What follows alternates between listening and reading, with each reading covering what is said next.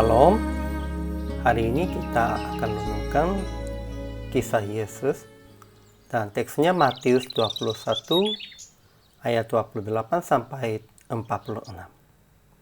Paragraf yang pertama ayat 28 sampai 32. Yesus memberi perumpamaan tentang seorang ayah dan dua anaknya.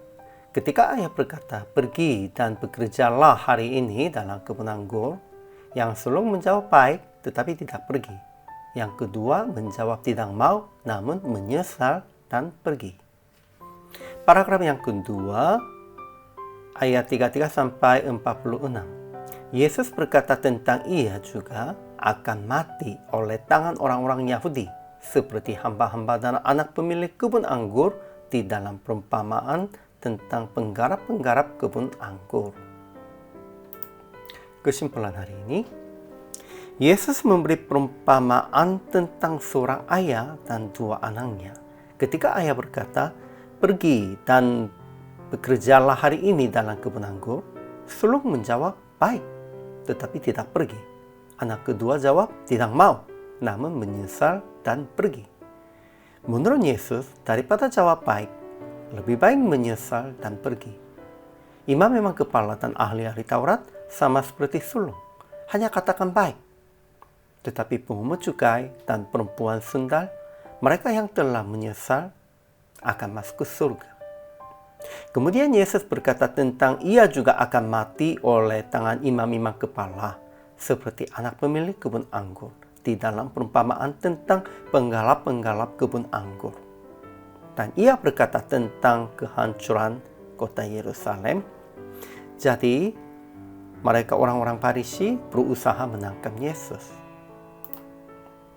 Ajaran tentang Yesus.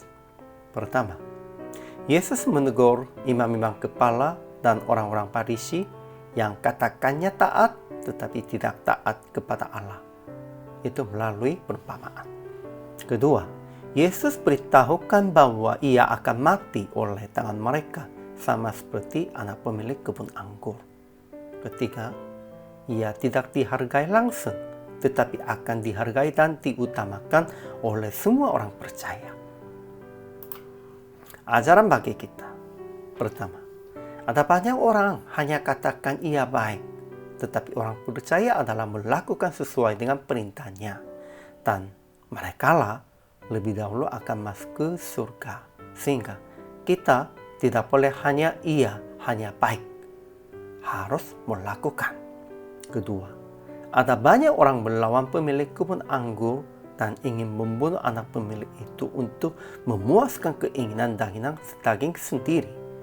Ya, sepertinya kita kalau melawan dan kalau ingin memiliki semua, itu pun juga hati yang sia-sia. Kita harus ingat, semua benda harta, semua kuasanya hanya dari Tuhan.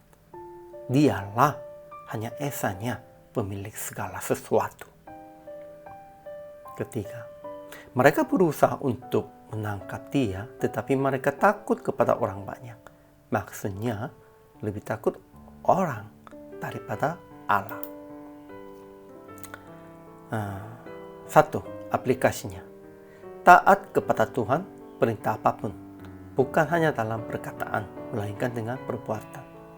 Kedua, utamakan Allah dan lebih merasa takut Allah daripada dunia dan manusia. Kalau kita merasa takut manusia, bukan mereka dan pikiran mereka, itu sia-sianya. Kita harus utamakan pikiran Allah dan perintah Allahnya. PR praktek hari ini. Apa yang hanya katakan iya dan masih belum melakukannya apa? Kepada Tuhan dan kepada seorang juga. Introspeksi diri dulu. Selesaikan tugas itu di dalam hari ini. Terima kasih. Selamat melayani dan Tuhan memberkati.